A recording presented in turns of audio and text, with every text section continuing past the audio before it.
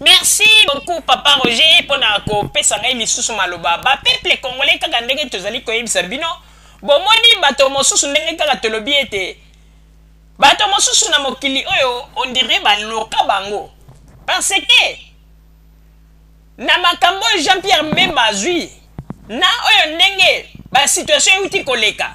Est-ce que azali lisusu moto oyo akoki kopesa ba commandement à partir ya prison po ete ba élément na ye bakende kokota lisusu na Libye?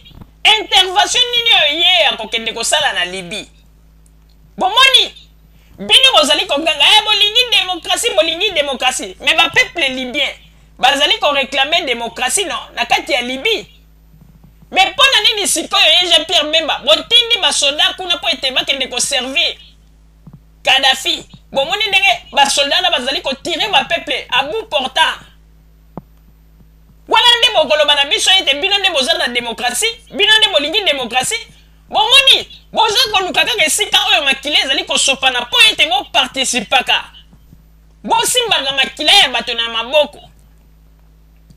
Yango wana tozali koyebisa bino na makati na makambo wana nyonso tu boyebaka ete na bangwanda wana nyonso tu bazali na kati na ba opération mais toyebisaki bino Radio Zumel Mil tolobaka tango nyonso tu kala te bokomona bakofieta ngwanda. CPI ezali na sima na ye mais azali koyeba te kala te bokomona bakofieta ngwanda.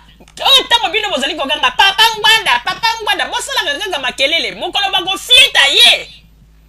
Nde mokolo wana bokomona ete ya solo penza ba information biso tozali koloba ezali deux fois te mais ba géo nyonso bazali kosala bango bazali kokanisa baleki bato na mayele mais nyonso tu wana ezali ba biloko moko tozali koimona yango eyebani pe tozali kotala yango kaka na mosika mais mokolo bakofieta ngwanda bake kovanda ye na Jean-Pierre Mbemba kuna nde bakoyeba makambo na bango. Yango ba peuple congolais information nde tolingaki topesa bino boyeba ete ba élément ya ex-fazo bazalaki ko servir MLC kuna na Congo ba rassembler bango lisusu na ndenge ya clandestinité bake kokota na Libye sous commandement ya Jean-Pierre Mbemba ye moko kuna na prison nde a commandé ba histoire na nyonso tu pe tozali koyebisa bino ete ba peuple congolais tango ekonginda tango moto ekopela après moloba lisusu ke bakonzi ya Congo nde bazali na complicité na kati na likambo oyo na banzi ete information eteyami moto na moto sikoyo ajuge na ndenge na ye pe boyeba soki tango bato basalaka makambo ezalaka mpona intérêt ya bapeuple to bazali koluka ba intérêt na bango personnel. Oyo tozalaki na yango wana bandeko babolingo bozala kaka bisika bozali nde na nsima ya bangonga tokotalisa bino ba info oyo tobombeli bino. Merci.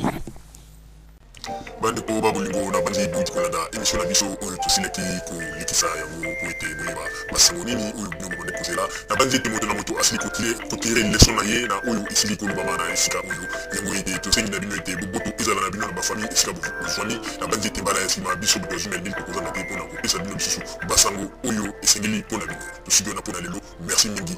www.zumelmil.com ezali wana mpona bino na bandi ete bokozala dessus te nsima ya bangonga nde boyebi nini oyo tobomeli bino. Merci.